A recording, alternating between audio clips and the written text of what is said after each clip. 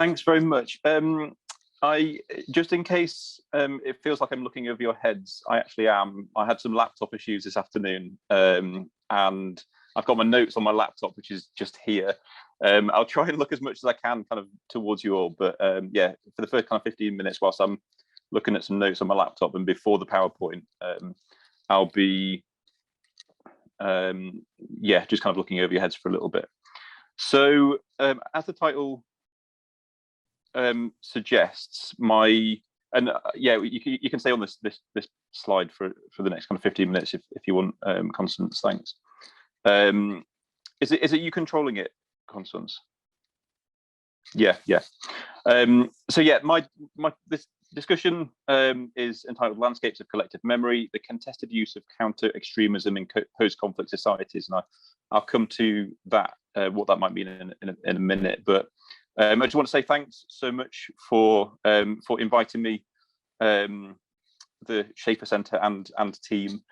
Yeah, I'm really excited to be here. I'm looking forward to getting into a conversation about memory and violence prevention and conflict. I'm pretty new to memory studies. I wasn't brought up in with a memory studies background. So this field kind of represents more of the direction that I'm hopefully kind of traveling in, and that I want to travel in. So forgive me if I'm not using the right vocabulary or anything like that. So I was just saying that my main field has been politics and international relations, but I guess I'm slowly realizing the importance of memory studies to connect across disciplines.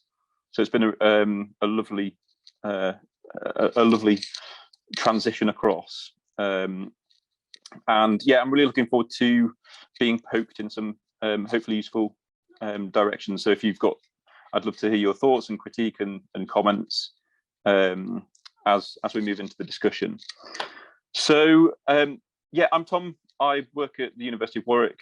I am going to be talking mostly today about my doctoral research, but I'm currently building grant applications on the back of this doctoral research to kind of study more broadly the use of counter-extremism in post-conflict societies. So my doctoral research looked at the UK, and I want to kind of expand and think about post-conflict societies more broadly, including the Western Balkans. So I examined, I'm going to be talking today about how counter-extremism is used within the UK and disparately between different parts of the UK, and with a particular focus on how memory is how violence is envisaged and remembered and perceived and experienced across the different parts of the UK. So if you're not aware, the UK has a counter-radicalisation policy called PREVENT, and it attempts to prevent people from becoming terrorists. I would be doing inverted quote marks all of the time, but I have quite a critical perspective on what constitutes terrorism, what constitutes radicalisation. So I won't keep doing that. But if you can kind of imagine that I am. So the focus of my doctoral research was PREVENT. I interviewed about 20 officials from the PREVENT strategy, which included national PREVENT leads, local regional officials, and channel de-radicalisation mentors from within the PREVENT programme. And I was trying to find out how all of these officials, who were essentially attempting to prevent violence, prevent terrorism from occurring, how they envisaged, how they perceived terrorism as happening. Why does terrorism occur according to these PREVENT officials? So what is that trajectory into violence, and why do people engage in violence? So I spent a few months speaking with about 20 of those officials from the PREVENT programme. I then also spent a couple of months speaking to a range of people in Northern Ireland. So Northern Ireland's the only place in the UK where PREVENT is not instituted, which might be really surprising, or should possibly be quite surprising, when we realise that there's been a massive historical campaign, or a very long history of terrorism campaigns in Northern Ireland. It's the place in the UK that probably should, out of all the 4 countries that make up the UK, institute prevent, but it doesn't. So I spent a couple of months speaking to people who've been formally convicted of terrorism offences in Northern Ireland, to understand how they describe their trajectory into violence.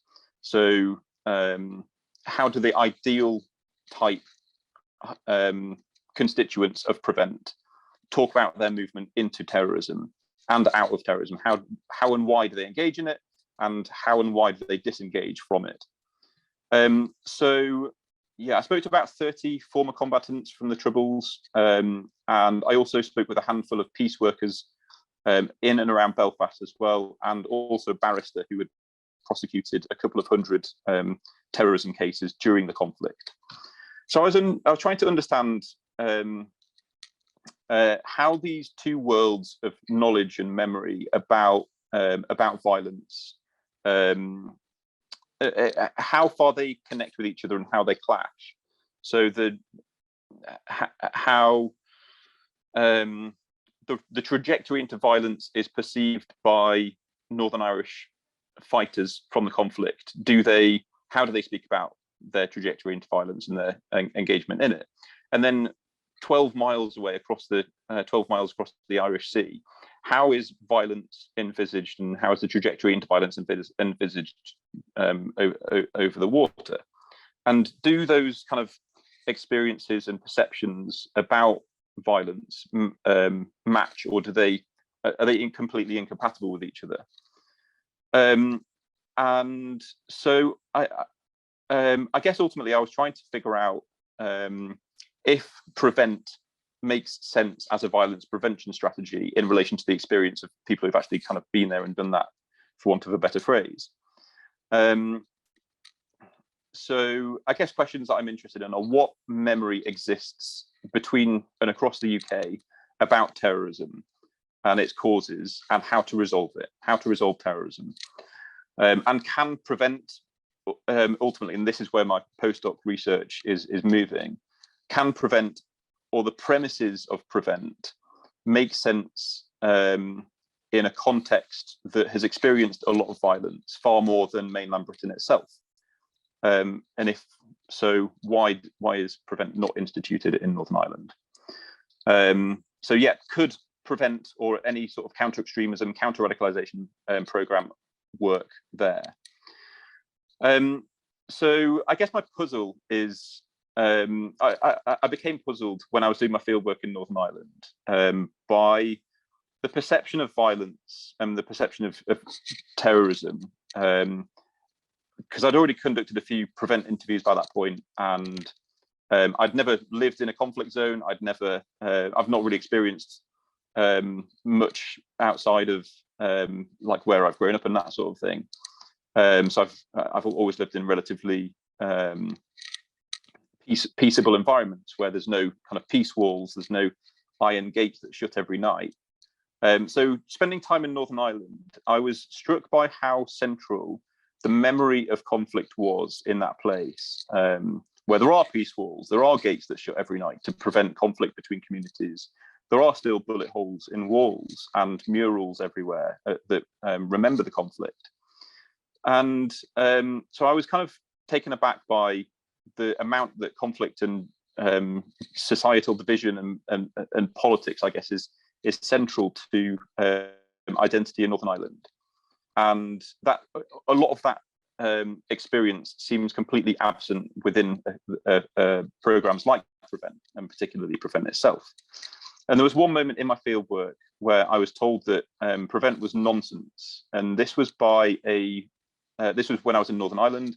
I was told that by a peace worker who had recently demobilised or assisted in the demobilisation of an armed group, a dissident group that was operating in Belfast. So how does this man, who was a peace worker, who has a tangible material output of violence prevention, how does he have that perception of prevent being nonsense when just 12 miles away across the Irish Sea, it's the way that terrorism is prevented in the rest of the UK.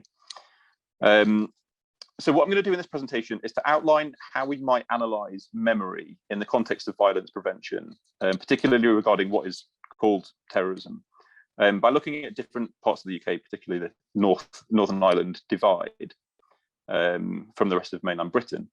And by examining the gap in memory that exists and that separates mainland Britain from Northern Ireland.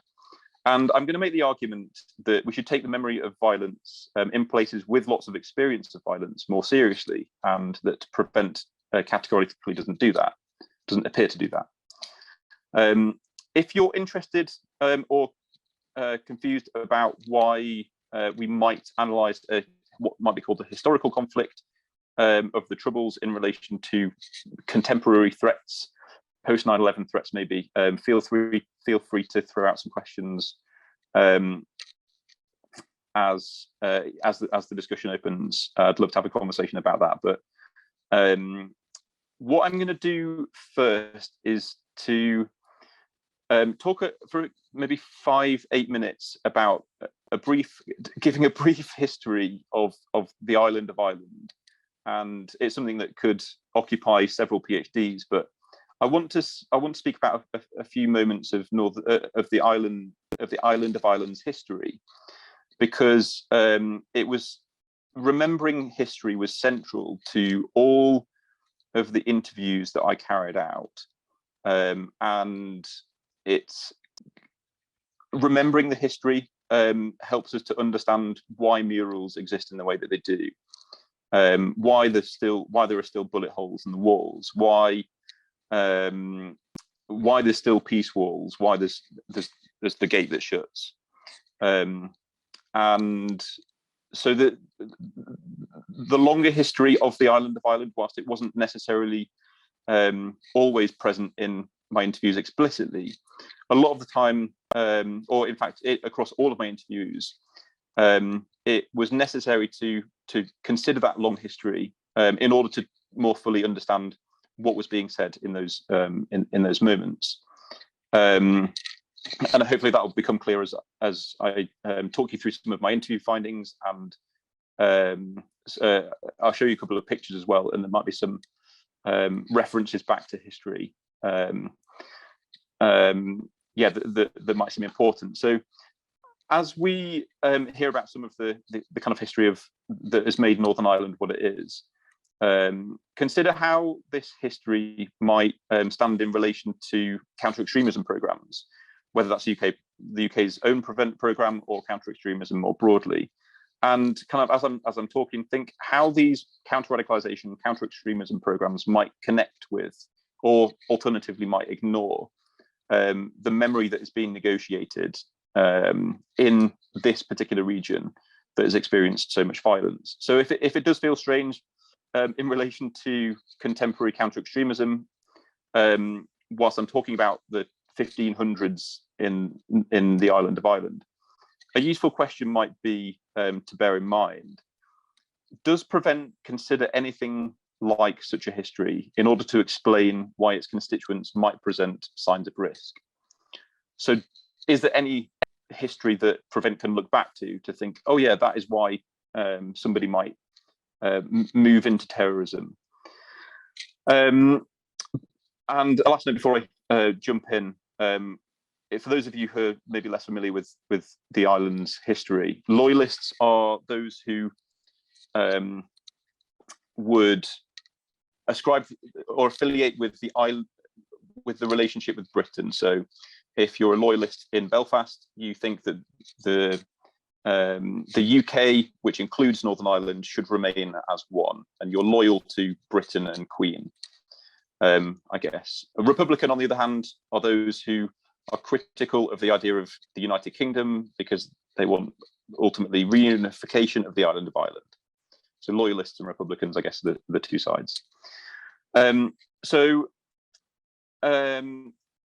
England has a long history of involvement in the island of Ireland, going back to, I think, the 1100s. But In the 1500s and 1600s, we find that the English crown is become concerned with the island of Ireland being used as a launch pad for Catholic European powers to invade what had become Protestant England. And the Crown was, it wanted to avert that threat, or the possibility of that threat.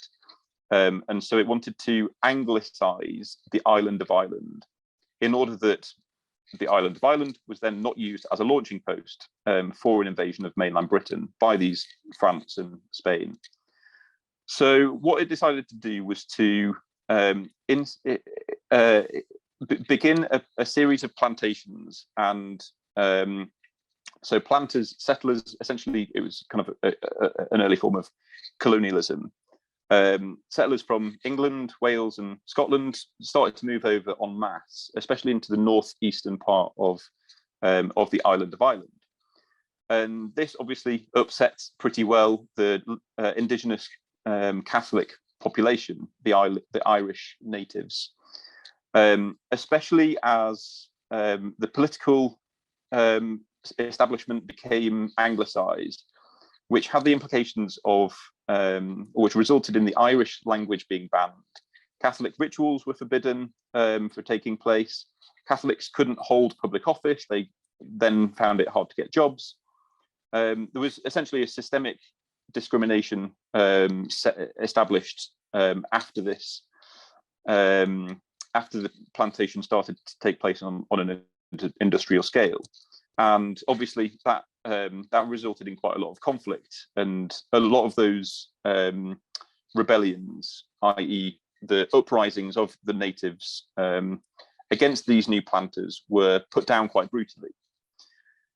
And ultimately, what might be taken from that brief history, as horribly quick as that was, is that Republicans, that history kind of feeds into the sentiment of Republicans that I found in 2017, 2018 when I did my interviews, was that they felt like second-class citizens because they had their language had been taken from them, their identity, their ability to secure jobs, etc.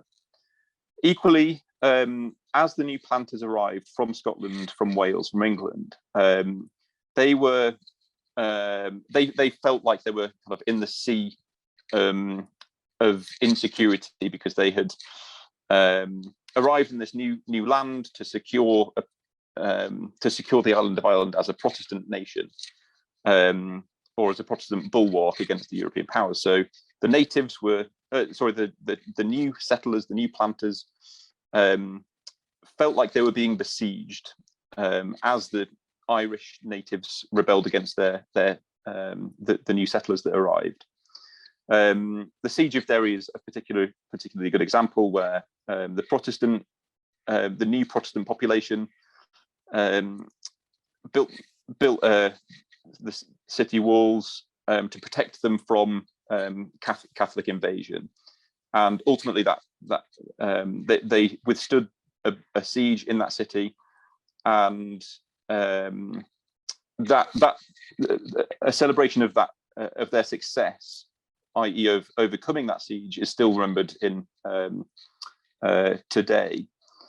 So there's a particularly potent siege mentality within the Protestant population in Northern Ireland, because they still feel besieged. And I'll show you a picture of that written onto the walls in a few minutes. But we find in 1921 that Northern Ireland becomes partitioned from the rest of Ireland, which is given back to the Irish, and Britain and the northern part of Ireland, which is renamed Northern Ireland, becomes what is called the UK.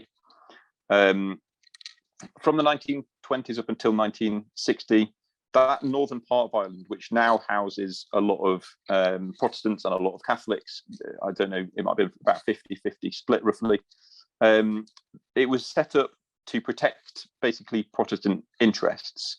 No Catholics held the cabinet post during that 40-50 years. Catholics found it really hard to get jobs because local councils because of the way that the electoral boundaries were set up to favour Protestants. So housing and unemployment were distributed in favour of Protestants at the expense of Catholics. And in the 19th, just before the conflict takes place, or as the conflict begins to emerge, what is called the Troubles, we find that protests about the situation of discrimination are being beaten off the streets by the police, by a particularly brutal force called the B Specials, which essentially operated as an auxiliary police force, and by loyalist mobs as well. And there was a lot of violence across both sides, but this is kind of where we begin looking at my field work. So could you jump onto the next slide, please, Constance? So all of the following is from testimony of people who committed terrorism offences during the Troubles. As I said, there was about 30 former combatants plus a few peace workers. Incidentally, a lot of the former combatants now actually do peace work. And I also interviewed a barrister who prosecuted a lot of terrorism cases. So when we look across the 12 miles of water from mainland Britain into Northern Ireland, what memory about violence do we see? So as you can see, the top quote is from interviewee number 37, who was a Republican. He was annoyed or particularly aggrieved by finding that the Ulster University, which was meant to have been built in Londonderry, or Derry, Northern Ireland's second main city, was actually rebuilt. It was actually built in Coleraine, which was a Protestant majority town, a much smaller town, a much less significant town. And for him, that kind of woke him up to perceiving that there was something wrong with the system, in his words.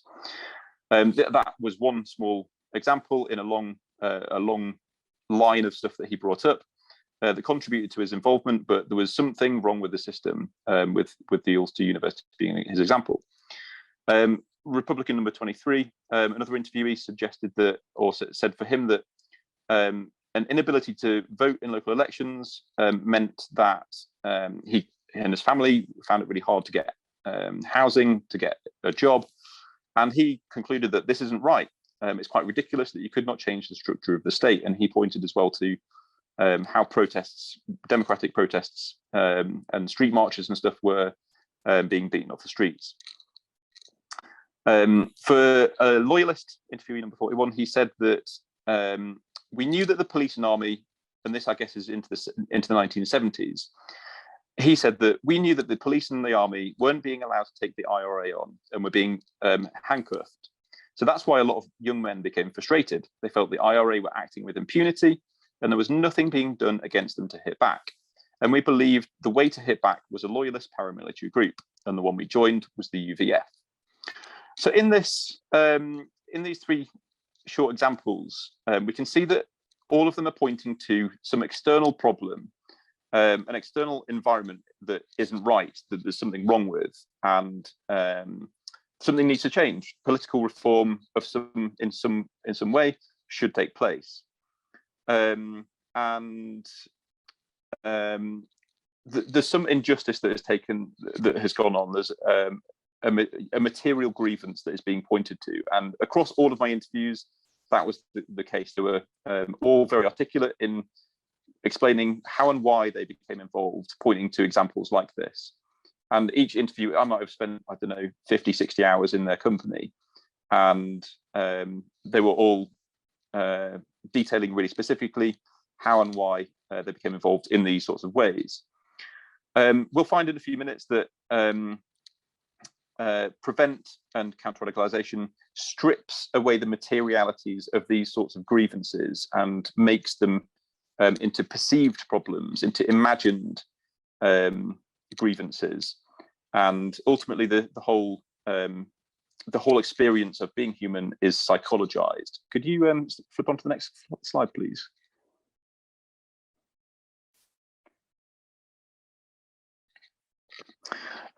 So here, across these three examples, we find that there's a sense of inevitability, and also a really strong sense of reluctance to get involved in the first place in violence. So I spoke with a number of people who, a number of former combatants who were very reticent to becoming involved. The middle quote is particularly that way. He said, "I was very reluctant, to go the military way and held back a long time, but eventually there was no way out for me. It was one or the other. Either you take a stand or you go away."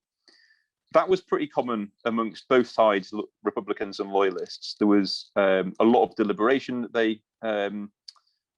they articulated, and a sense, as I said, of inevitability was pretty central to understanding all of these interviewees.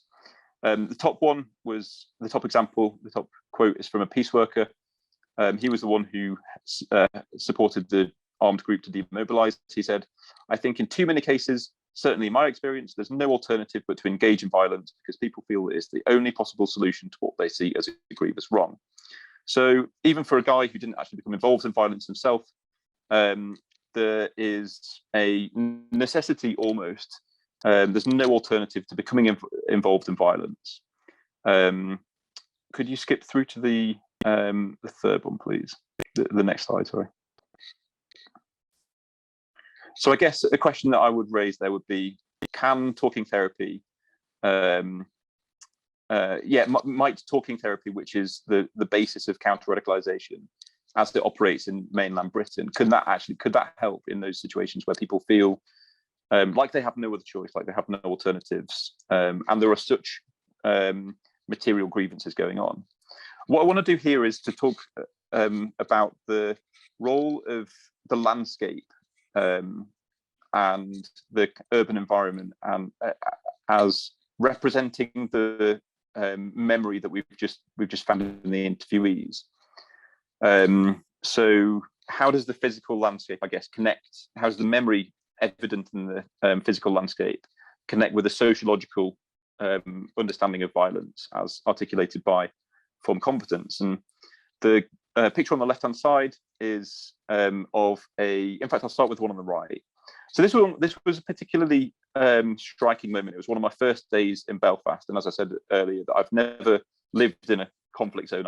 Or a post-conflict society, I guess. And so it was quite striking to me, having grown up probably quite naively, to see a massive wall of weapon-wielding men standing next to an ordinary scene of a work van just sitting on the road. And this picture, I guess, told me that well, I guess if you look to the left-hand side, there's another mural next to this main one, which is, I guess, it's a list of a load of people who had died during the conflict. And if you can just about make out the word on the very edge of that second mural, says remembrance. So what can be analysed to be happening here is that these 5 gun-wielding men in the main mural are, in some sense, protecting their local community from more deaths, from more incursions of the other side. And these men are doing a valiant job. They're doing a noble job in defending our community, so that we don't have to remember more dead from conflict. So this picture is situating guns and weapons of violence in some sense as desirable or just necessary, a necessary part of life there. And the picture on the left-hand side is of the wrought iron gates that shut every evening between, I think it's 6 o'clock and 8 o'clock in the morning or something like that, to prevent skirmishes from taking place between Catholics on one side and the Protestants on the other. And these gates only shut because there's a long history of division and material injustice in the island. The two groups have had very different experiences. on the island, and these gates are therefore necessary in some ways. And there's a 40-foot high peace wall that you can see next to it, and that runs a few miles down Belfast. And there's a number of peace walls across Belfast. So what we're seeing here is that, as well as the sociological understanding of violence being about inevitability, about no choice, about material injustice, the physical infrastructure of the place also tells us a similar story, that these gates need to be shut because otherwise these two communities, which have very different experiences and very material grievances against either side, they need shut, otherwise violence would continue. Could you flick to the next slide, please?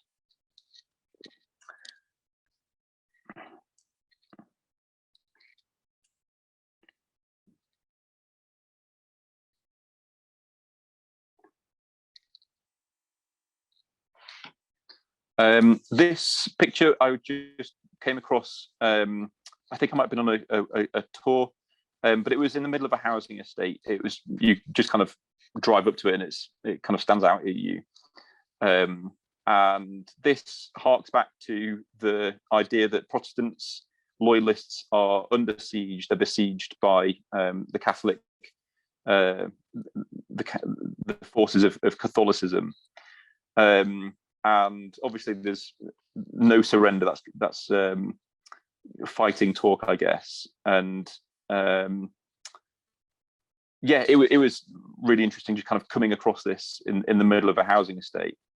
I won't talk about that anymore because I want to press on. Can you skip to the next one, please?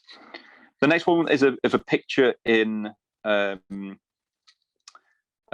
museum where there's a bunch of colouring pens on the table and 3 rifles, and it's clearly a setup for kids. There's the chairs are really small, and I was struck by how the innocence and naivety almost of these colouring pens was positioned next to 3 weapons, and all of the colouring exercises are about the conflict in Northern Ireland, about the kind of legacy of violence going back hundreds and hundreds of years. So what I'm reading into this is that violence is not just a moment in time. It's not just a flash, an irrational flash in a pan. It comes from somewhere. It comes from history. It comes from material injustice. It comes from long histories of exclusion and marginalization and insecurity that we kind of heard from in the testimony of the former combatants. And I was, as we'll come to see in the next few slides, Prevent doesn't take into account any of those sorts of things. It doesn't take into account that violence might take place for reasons, that it could be historical, that it could be situated within a context. Could you flick to the next slide, please? I'm going to rush along because I know that I forgot about 7-8 minutes. Is that how long have I got? Yeah. So these are some of the risk factors that we're now kind of moving across it back into mainland Britain and thinking about Prevent. I'm just going to flick my light on actually.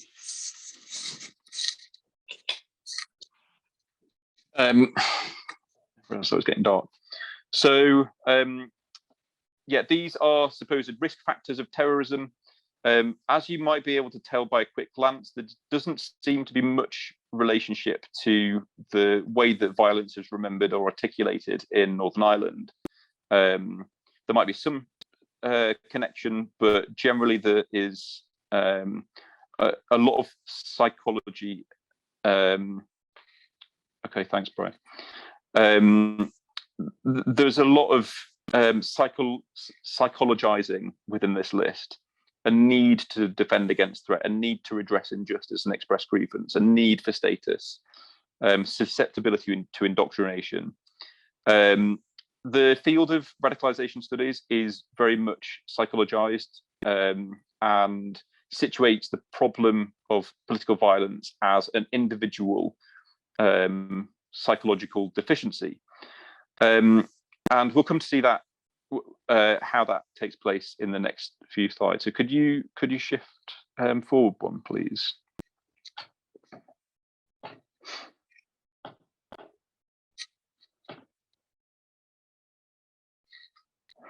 So yeah, I interviewed. Thanks, Constance. I interviewed a national prevent lead among the other. I think it was 16 or 17 interviewees from the from within prevent. And I was trying to put to him the experience that I'd heard in Northern Ireland about material injustices causing violence, and I guess using foreign policy as the tool to have that conversation. So I asked him, does foreign policy contribute to or cause violence, cause terrorism? He replied.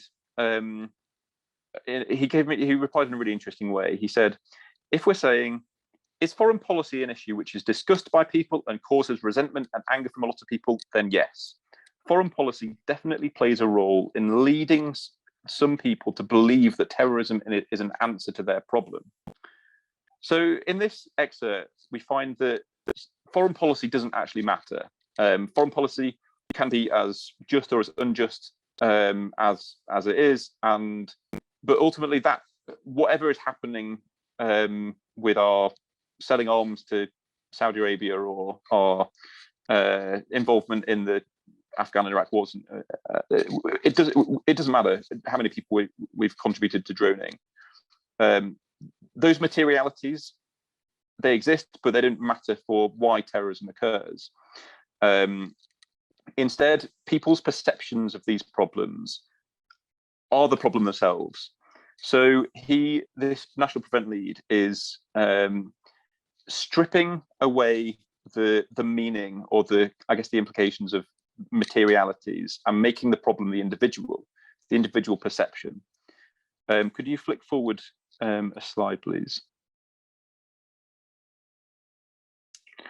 So some recognition of the role of materialities and material injustices was I heard some of that in a couple of interviews with prevent officials, or this former prevent police officer, but they were pretty rare.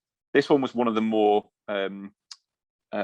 extreme examples, more glaring examples of where I guess materialities and the external environment was taken as meaningful. And he said, there's lots of grievance in the communities, in individuals. And how you look at Palestine and Israel, if you look at how Muslims are being treated in Myanmar, if you get young hotheads that want to do something that don't take their time, they're prone to take violent acts. Trump is adding to it. Until you alleviate the grievance, you will have these young people fiery enough to want to do something about it. Our mixed messages don't help here in Britain. We condemn Iraq and Syria, but then we supply arms to Saudi Arabia. We condemn beheadings, but then the Saudis do amputations and we're selling arms to them. So this former practitioner, he clearly empathized with, Muslim communities and how they perceive, how they kind of face injustices. And for him, there was some recognition that, maybe foreign policy, domestic policy does play a role in causing violence. But this was an exceptional moment in my interviews. Most interviewees didn't say anything like this. And also the structures that prevent this kind of counter-radicalization program take are individualized in themselves. I guess I probably haven't laid out prevent as I should have done. So prevent is a policy that attempts to preempt terrorism from occurring, and it does this by requiring all public sector workers across mainland Britain, and remember, it doesn't apply in Northern Ireland.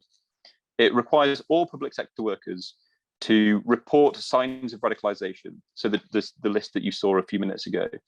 And the most concerning referrals, so if you're a nurse or a teacher, you have to refer your patients or your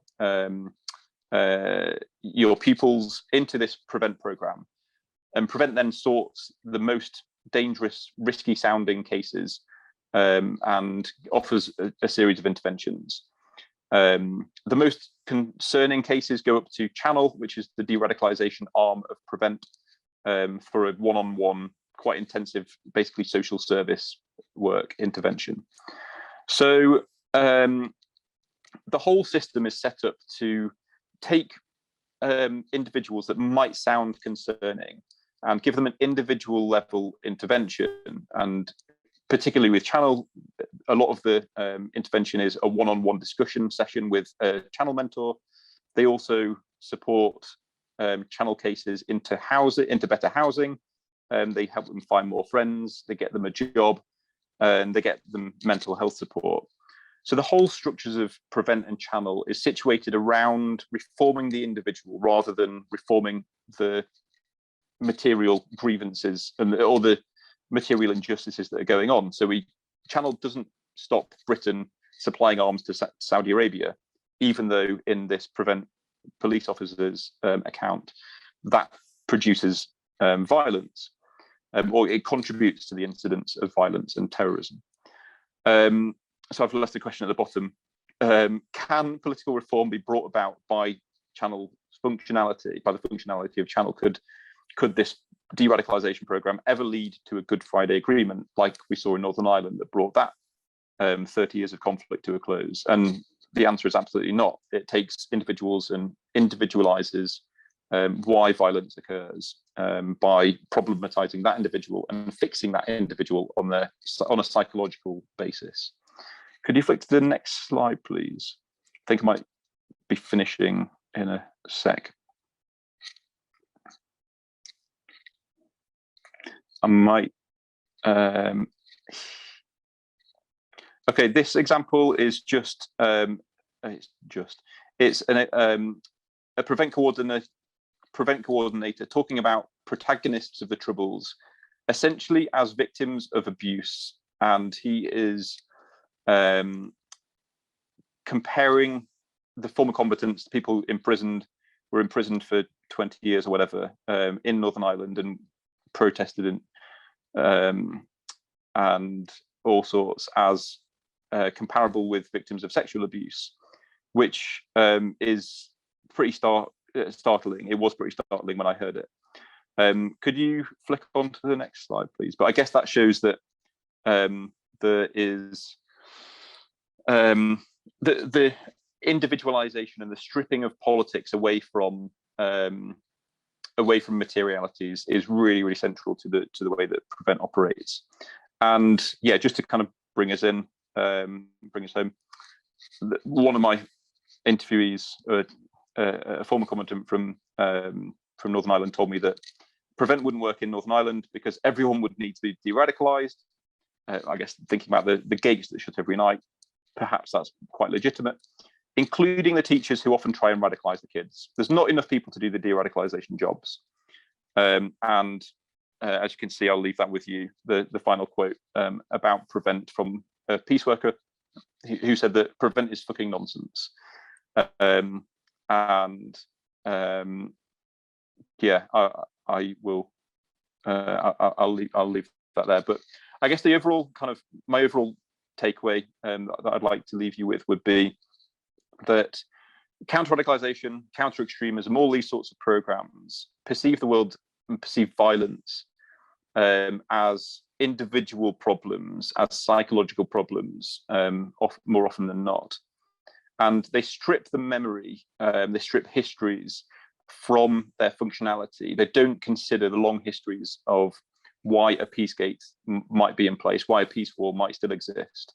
They don't think about why it might be the case that guns are laid out on the table full of kids' colouring pens, and all of the material grievances that I saw and felt and heard about in Northern Ireland could never be taken as legitimate or as having any meaning by Prevent or a policy like Prevent, because the individual is the only problem. The external environments, the injustices, the material injustices aren't the problem. The individual and the deficient psychology is. And thanks. I look forward to your thoughts and questions and contributions. I'm as I said earlier, I'm pretty new to memory studies, so shoot me, take me down, or poke me in useful directions. That's probably where I'm going. Thank you, and I look forward to it. Thank you very much, Tom, for your presentation. And we'll start right away with Sara, who's going to open discussion. Thank you. Thank you, Tom. I found this paper really interesting, not least because it engages with this increasing disconnect between security policy in Northern Ireland and security policies in the rest of the UK, particularly in terms of conceptualizing, making sense of, and dealing with terrorism and political violence. And I think definitely from a policy perspective, it's very interesting how you've talked to practitioners about how they understand what they're doing when they're implementing the policy or carrying it out. And maybe just to say, like, to give a little bit of historical context, because this comes from my own interest in the same, because as you said, Northern Ireland is not subject to prevent. And part of the interesting thing about discussing terrorism strategy in relation to Northern Ireland, or de-radicalization or prevention of terrorism strategy, is of course that Northern Ireland has been on a path towards desecuritization as part of the peace process, right? But from the early 1970s onward, emergency powers were part of the everyday governance of Northern Ireland. So Northern Ireland kind of knew about terrorism policy long before the war on terror, of course. But since 1998, with the peace agreement, there has been a significant change in security policy in terms of both kind of demilitarization and broader normalization. So it's a completely different kind of policy landscape. And paradoxically, during the same period, the rest of the UK has introduced and mainstreamed much harsher terrorism and prevention legislation as part of the global war on terror. And so before 1998, across the UK, including Northern Ireland, terrorism really was a byword for the IRA and its attacks across the UK. But since the peace agreement, and crucially after 9/11 and the London bombing in 2005, most terrorist attacks in England have been styled as Islamic. And together, these developments create this kind of significant distance between both memories of terrorism and policies to deal with terrorism across the UK. So I think that it's really interesting, the paper, for that kind of engagement with what happens when you have a kind of synchronic solidarity where terrorism is understood in the UK in relation to terrorism in Madrid and Paris and Brussels, rather than diachronically as terrorist attacks of the past in Warrington, Derry, Belfast, etc., which kind of draws the UK together in a terroristic landscape, if you like. So at the heart of the paper, the way I read it and the way you've said it here in the presentation as well, I understand this critique of prevent as a depoliticized, ahistorical, decontextualized, privatized approach to understanding radicalization and agency, which prevent assumes this kind of individual pathology, if you like, of people who are radicalized rather than external factors radicalizing them, compared to what seems to be a much more hermeneutic approach to understanding terrorism and political violence in Northern Ireland. So politicizing and contextualizing agency of those involved, and kind of, has emerged as part of the peace process as different kind of policy regimes because of the desecuritization and demilitarization of policies in Northern Ireland. These are now restyled as community relations, community policies, dealing with the past, etc., etc. So I really enjoy kind of thinking about these kind of tensions between and disconnects in policy regimes. However, there are things that confuses me in the paper, and I think it's the central question that you're asking, like how would prevent work in Northern Ireland? How would it make sense in Northern Ireland? And how would it work for what could be said to be an ideal type prevent constituent, as you phrase it in the paper? And And I'm confused about that because prevent is not meant to make sense in Northern Ireland. The strategy is conceived in a completely different context, the war on terror, with a completely different and much more transnational and diverse set of actors and agendas, which draws on a completely different vocabulary and imaginary. So in a way, I wish the central question had been, and maybe I'm not understanding it correctly, and then you'll correct me, but like the central question must surely be, how does Northern Ireland as a case invite us to remake prevent in a way that makes sense of these external drivers of radicalization and recontextualize. So asking a question about what are the histories and memories that prevent should engage with in the UK context, because and that would invite questions like, you know, can contemporary UK be compared to Northern Ireland, which was under unionist hegemony, as you launched us into with the historical kind of lowdown, or a direct British rule?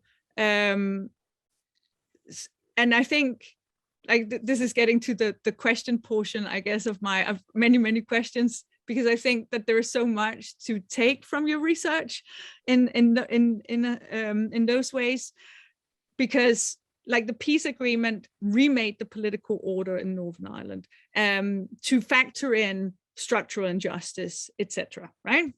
It reframed how to understand the violence of the past and the violence in the future. And so that was a change in domestic policy and even regional policy. What comes out in your interviews is that this would, like the comparative injustice is in foreign policy.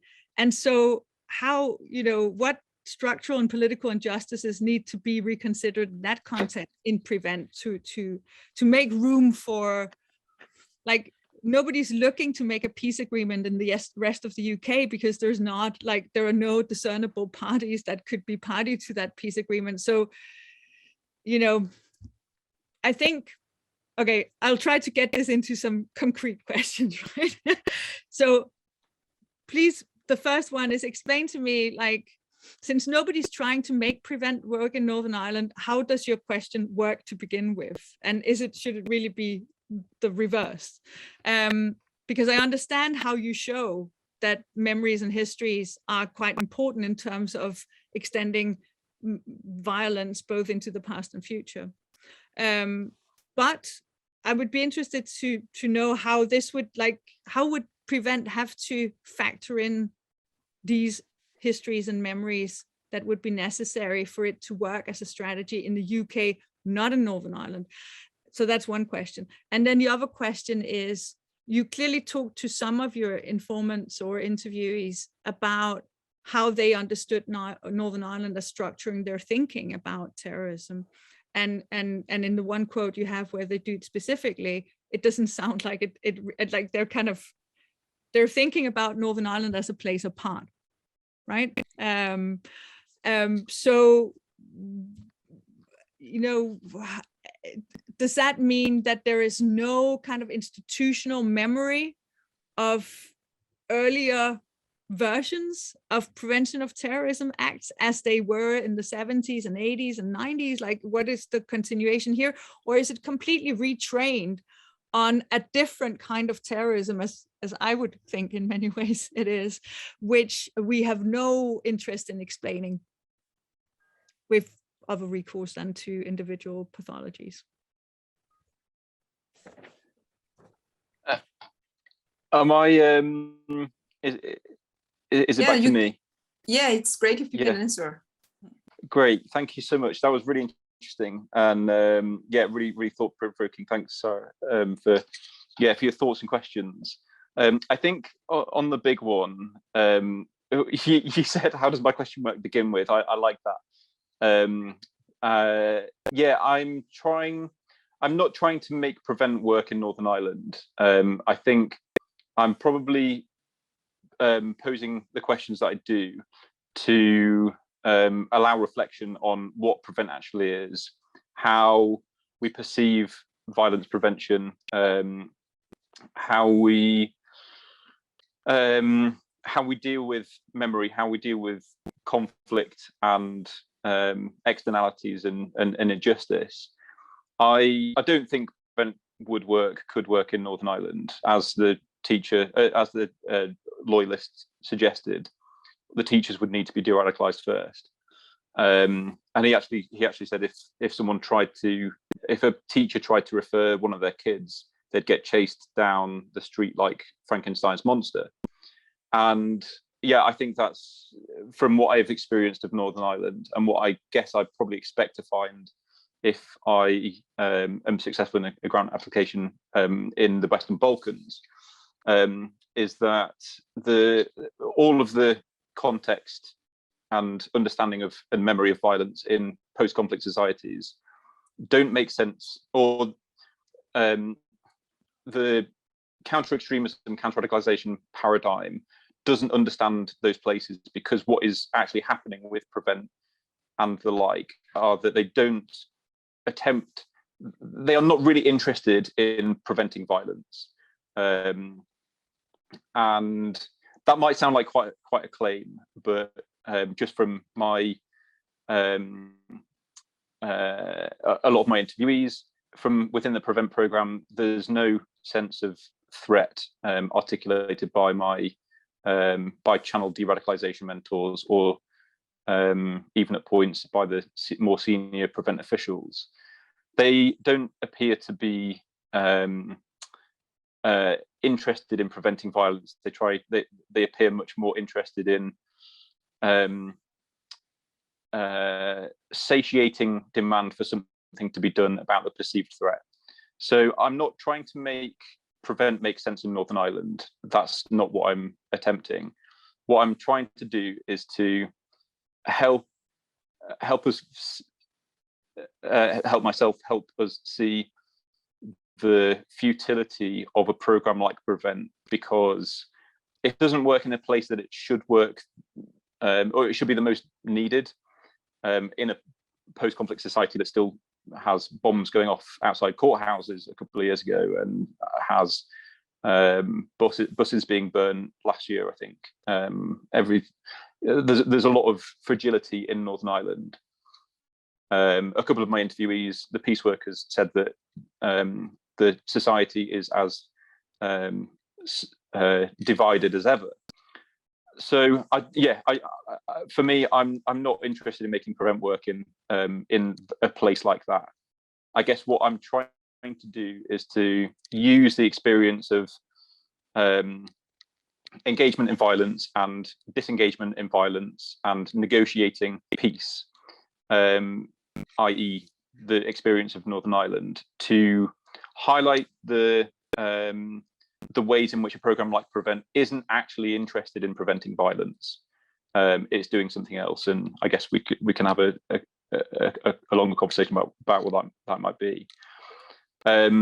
So yeah, I hope that kind of responded to some degree usefully to your first question. And the second one, I guess it probably depends how you want to think about it. So is Prevent and kind of maybe post 2001, post 9/11 versus pre or maybe post 2005, are those forms of securitization substantively different from what came before? I definitely think there's more continuity than not, but there's definitely a shift, maybe more of an emphasis on preempting threat rather than prevention. So there seems to be much more of a disconnect emerging between material probabilities that have like a historical trajectory of occurring. So we know that in the minds of the security services operating in Northern Ireland in the 70s, you're going to think young Catholic males are they're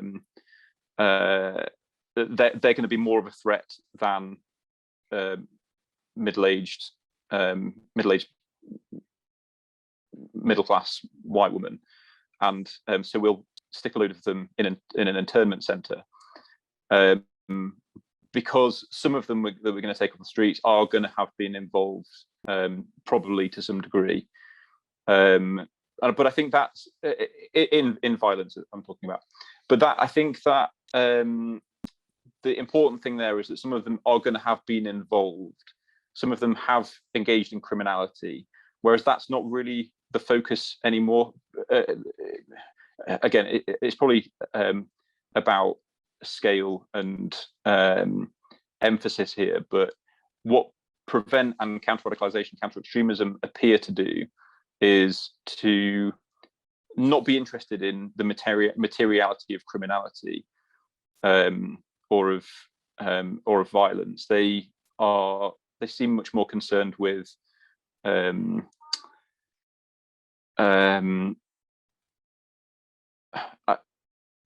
I guess the logic operates in similar ways, but there's not really an interest in if they have done a criminal act or not. That's not the focus. So the temporality has stepped back a little bit. The focus of the temporality has stepped back a little bit, if that makes any sense.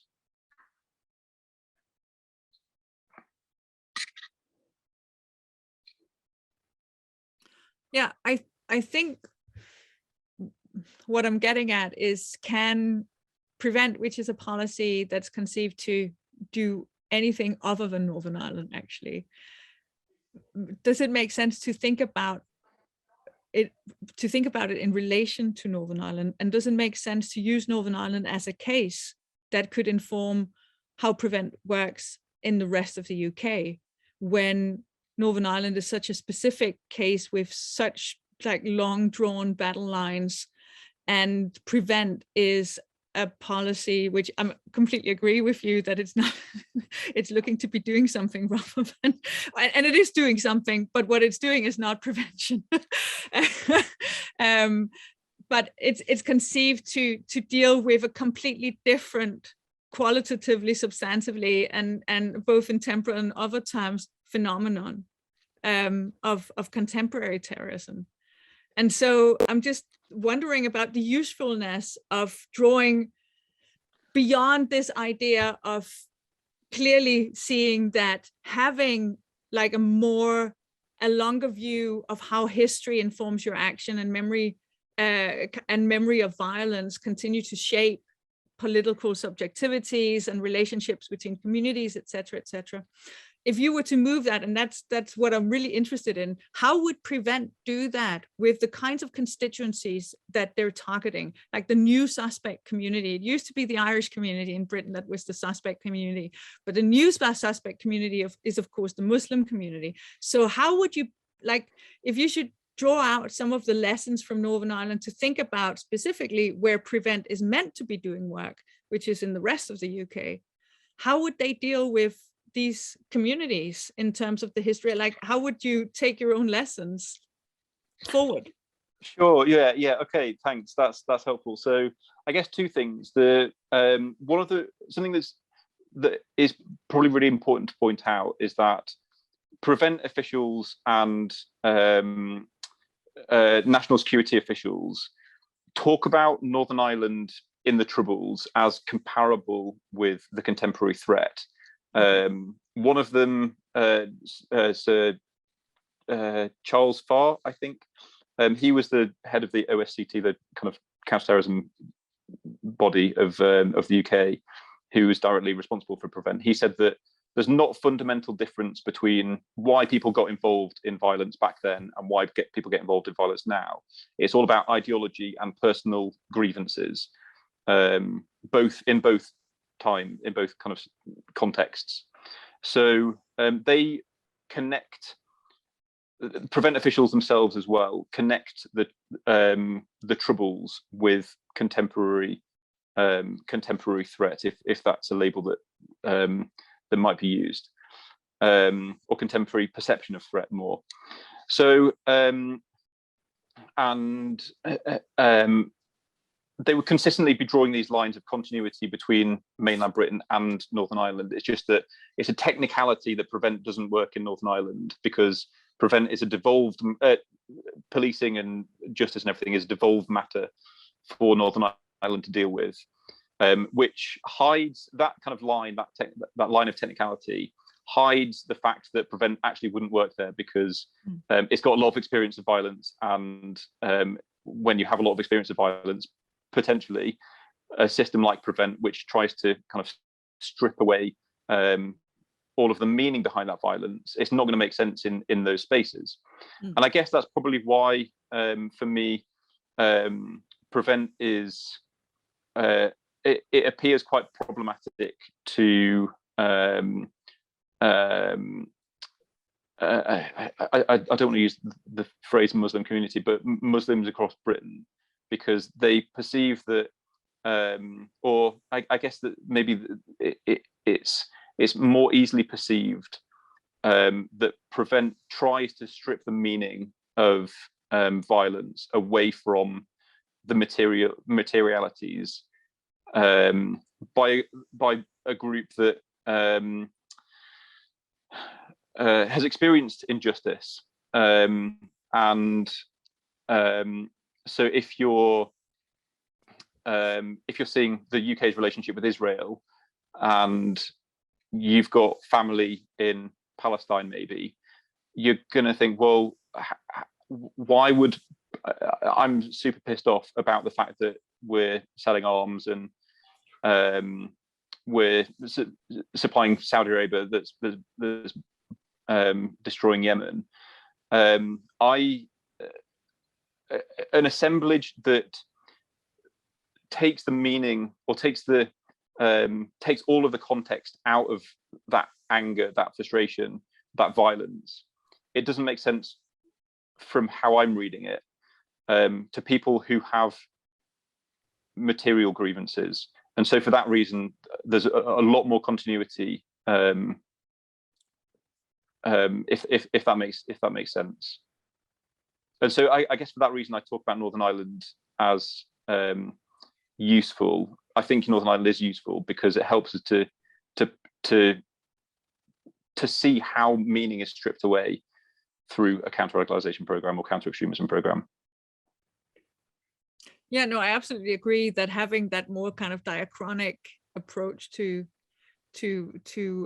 how to deal with terrorism and political violence is really useful. And I find it really interesting. And I think that if I can suggest something for your proposal, it would be to draw out this institutional memory further, like how they make sense of what was happening in Northern Ireland, and this kind of the technicality that writes out the peace agreement and the whole kind of need for restructuring. I think that's quite interesting. And I can see that other people want to ask questions now. So I just want to say one thing about one of your slides. I don't know, Constance, if you can go back to the slide with the armed men and the van. And this is just an aside. It's not important, but it is important in a way. Okay, so you were saying that you're quite shocked about this kind of casual display of violence, right? Or kind of in my first couple of days there, I was like, oh wow, this is a different experience. I'm not used to it. But the interesting thing about that particular, and if you can't find it, Constance, it's fine. We'll just leave it. Most of you will remember it. But the interesting thing about that mural is that this is the more friendly mural that is painted, because they're not wearing balaclavas, and they're kind of smiling. And so this is the new kind of Northern Ireland, where you can have your friendly neighborhood paramilitary smiling at you, rather than your masked balaclava hard man. That was just the one point. It's like it's remaking the memory of violence in a quite interesting way by portraying them with human faces that you can kind of empathize with or feel related to in all sorts of ways. That's super interesting. Yeah, I'm gonna write that down. Thanks. You see, usually they will look like Ninja Turtles, right? They'll have their balaclavas on. But here, they're friendly. The guy squatting is even smiling, like, which is a bit ominous as well. Yeah, it is. All right, sorry. Yeah, sure. I see somebody else wants to ask a question, so I'll retreat. I have more questions. That's great if you have more, but just thanks, Tom, and thanks, Sara. That was a really interesting exchange that I think helped clarify a lot of the questions that I had when reading the paper that you gave to us, but also to during the presentation itself as well. But thanks, it was really interesting presentation, really interesting comments and discussion, and I hope that we're going to have more.